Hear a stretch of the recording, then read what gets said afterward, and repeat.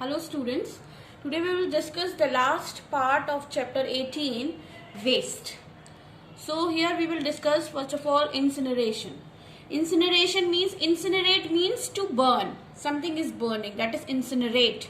So here incineration means it is a method of disposing waste by thermal treatment or burning. Means what is this, the incineration? Incineration is a method by which we are disposing waste by burning. We are simply burning a waste to dispose of. Now but it is a method and it is having some advantages or disadvantages also. So first of all we will discuss here advantages. So what is the advantage of incineration or burning? It reduces the volume of waste because ashes can be disposed more easily. Why? Because if you are just throwing out that much amount of waste, that will increase problems to us. But if we are burning that much volume of waste, so that decreases the volume of waste. And when that waste will burn, it will convert it into ashes, and ashes can be easily disposed. Second is hospital waste. As I have already discussed in my last video, that hospital waste should be disposed of with very care, special care. So here hospital waste can be disposed easily by this way. Means by burning simply we can dispose of this hospital waste. But this method is having certain disadvantages also. What are the disadvantages?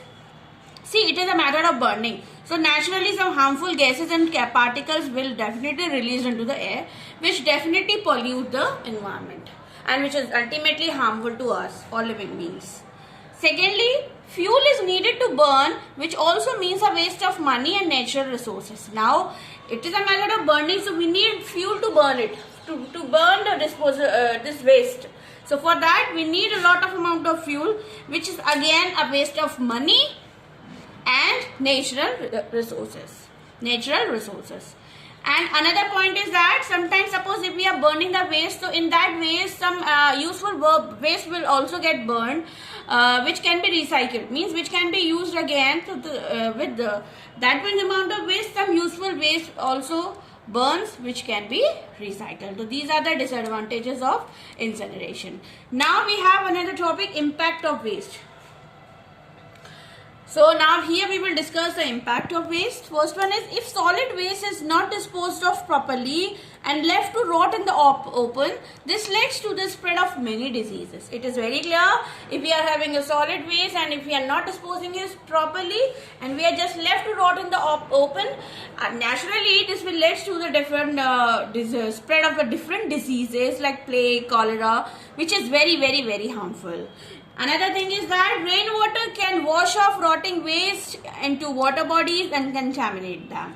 Suppose if a lot of waste is there at a particular place and rain comes, then what will happen? All the rainwater can wash off that rotting waste, because we are just allowing that waste to rot in the open. So that rainwater can wash off rotting waste into different water bodies, and naturally it will contaminate the water bodies, which is again harmful for us.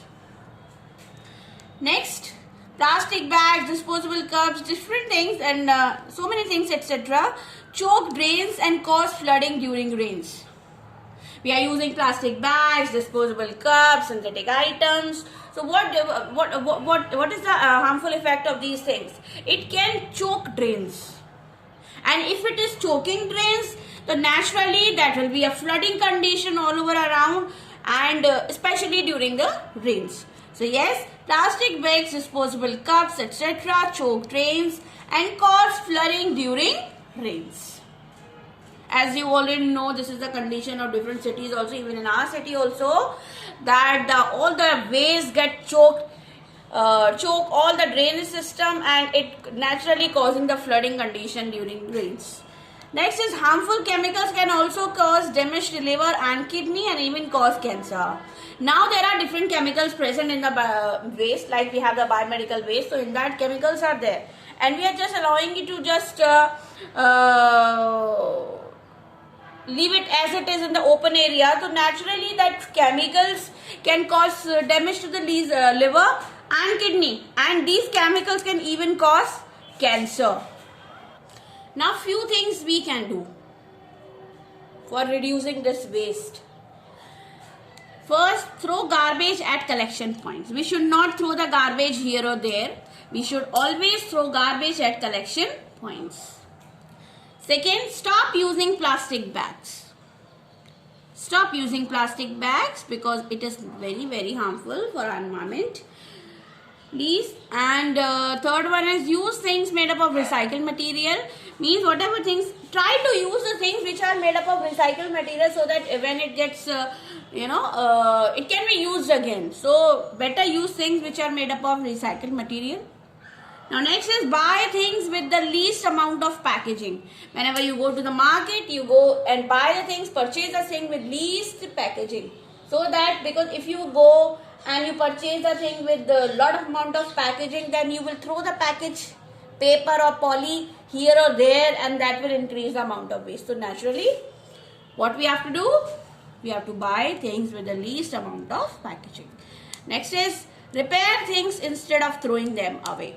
We should try to repair the things instead of throwing that thing away and try to get the new one.